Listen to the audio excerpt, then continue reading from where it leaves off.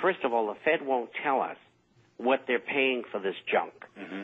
And that's suspicion already. It's a state secret, of course, for a private company, of course. And so this money's going to the banks, and they are buying treasuries with that money. And so it's like a daisy chain. Mm-hmm. The Fed issues, the Treasury issues, the Fed creates the money, the Fed goes and buys garbage from the banks take the money and go back to the Treasury to buy Treasury paper. Yeah. Okay, now one more thing. If the banks start lending the money, if they were to do that, it's immediate monetization, more unbelievable inflation. They are boxed in and they can't get out. Very good. Thank you, Bob. My final comment, please, John. Yeah. I appreciate and I wish you guys were right. I got to take the other side of the argument on this one. I don't think that Rothschilds, international bankers, will ever let us look at their books. I think they would resort to another al-Qaeda attack on the Fed and all 12 regional banks before they ever let us see what they did to us. Well, we can't be responsible how the Illuminists react to this, but the fact is that it's going to move ahead. Yeah, and if they stall on this thing and balk at it and try to jam it, this is going to only elevate the suspicions of everybody that's now becoming aware of this. They've been watching, when not told the truth, exactly what the Fed has been doing to the generally dumb public out there through the mainstream media. But let them refuse to open up their books and see what happens at that point. That's only going to draw more attention to them, which is good for us. I agree, but Yeah. I think Bob's prediction a while ago about it would take more forceful means, I think that's where it's all going to go to. Well, it very well could be. I hope that's not true, but John and I have hired a fellow named Robespierre, and he's got a wonderful track record. Yes. And if needed, we'll use him. Very good. Thank you guys for your time very much. Thank you, Bill. Appreciate your call. Just Dave Lindorf, by the way, this was posted on This Can't Be Happening. There's other people out there that are touting the same message, Bob, that you delivered. Reports are starting to appear suggesting that laid-off or underemployed Americans and long-term unemployed are losing their patience with the abomination economic stimulus plan, which thus far has not done anything to arrest the growth of unemployment, now at close to 20% of the U.S. workforce, at least as unemployment used to honestly be counted in the 70s and early 80s. While millions of jobs have been lost since the beginning of this year alone, the number of jobs that have been created as a result of the abomination's signature bailout stimulus plan and the spending package is under 150,000, a far cry from the 3.5 million that were promised when the bill was put before Congress. And this is, folks, I don't know how to express this in any other terms except to say, get your friends, your family, the people that you know, your fellow co-workers, tell them to turn off the damn idiot tube. These people, if it's not the government lying, it's the media backing up the lies and the propaganda of the government. Tell them to turn it off. Tell them to tune into this radio program if they want to hear something that even resembles the truth. And they probably won't believe it at first, but you tell them to stick around because we have an unblemished track record going on. By the way, thanks, Bill, for your call. I appreciate it. Appreciate it very much. Let's go to Ken in Fort Worth. Hello, Ken. Ken, you with me? I got two items. Number one, you know those bonds that they picked up in Switzerland coming out of Italy? Yeah. Okay, go hunt fake bonds and you can find the story. We reported on that, I think, last week. Yeah, but people want to find it, just hunt fake bonds. Another thing is that these two ladies that the North Koreans have captured or kidnapped or whatever, they're supposed to be reporters. Have you ever heard anything they reported? No. What were they reporting about? Well, everybody in their family is playing dumb. They didn't even know that they were going into Korea. They've said publicly that, well, they hadn't planned to do that. They just found themselves over there and transgressing into somebody's sovereign state, and the Koreans didn't like it, so they locked them up. I was watching one of the family members, and I'll tell you what, if you've got a BS meter out there, mine was pegged all the way to the right. She was there. She couldn't even look directly into the camera. Her eyes were real furtive. And when she got to the obvious lie section, she couldn't even look at the camera. Do you think there's a connection between the two gals there and those fake bonds? And first of all, who got them and where'd they come from?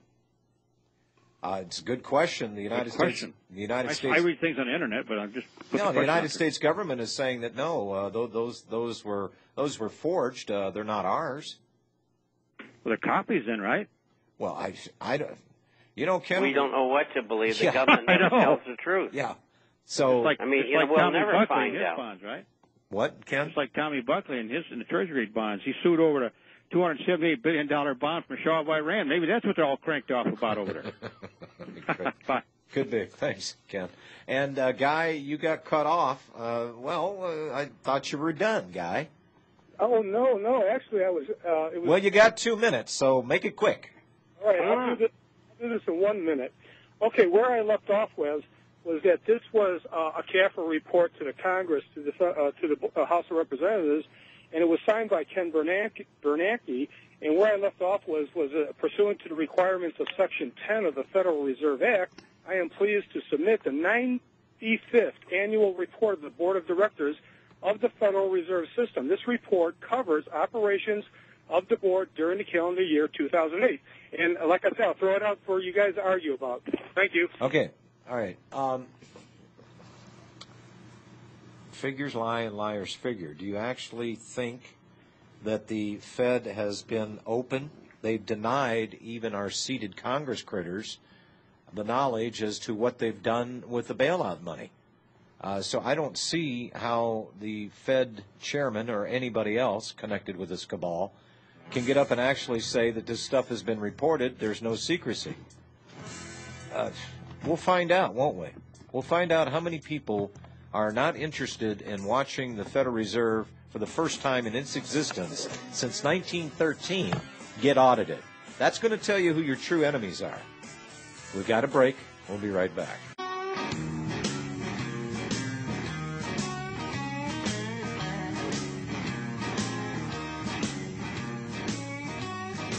And just to let you know, with the information in the category of I don't know what to do with it, Ed McMahon's dead. So don't expect him to be delivering your clearinghouse check to your front door. Yeah, he's with Cash for Gold. He's with Cash for Gold. Well, was with Cash for Gold. Yeah, was, past tense. And Tiger Stadium, folks, if anybody ever visited that little thing in Michigan and Trumbull in Detroit, Michigan, it's now gone. It's been demolished. So there you have it. And that's in the category of I don't know what to do with that kind of news category. At any rate, folks, the Bob Chapman deal of the day. Robbie, would you like to explain this quickly? British sovereigns, $254. If you pay by check, if you pay by bank wire, you can save yourself $80. The reason for that is obviously to get the product to you as fast as humanly possible. Unfortunately, gold being what it is, you cannot fax gold. It has to be procured, stored, and then shipped. But we're trying as best as we can. And so order 20 or more and receive a free subscription to the International Forecaster, plus a fine ceramic mug courtesy of RBN. And the 3 booklets here from James Talmage Stevens, your personal e-pack.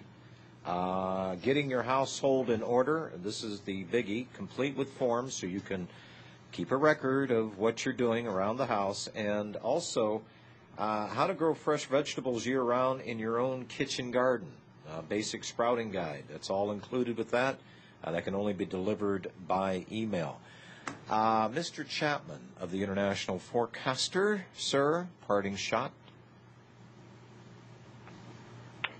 I sure hope Robbie's right about Mr. Summers. I'd like to see him get that job. He would be the guy who would be there when the Fed gets blown out. I think the stock market's going lower over the next several weeks. I think gold's going to go right back up again. All we need is $1, $3 or $4 or $5 good day tomorrow. That should be it, because option expiration's on Thursday, both in silver and gold. So anybody that we're going to screw, they've already done it. And I think the commodities are going to go higher during the course of the summer. But I think this commodity run, which we've just seen, technical, and I didn't have time to go into that today, but basically technical, should end by the end of the summer, and it'll retrench and form new bottoms at higher levels than it did before. All righty. Robbie? Yes, sir. Oh, I just wanted to know if you were still there. Yes, I am. 800-691-7898. Give Mr. Noel about an hour here before you call on those British sovereigns, which, folks, are extremely fine to almost mint condition. Okay. Hey, Mr. Chapman, thank you, sir. We hope to see you here next Tuesday.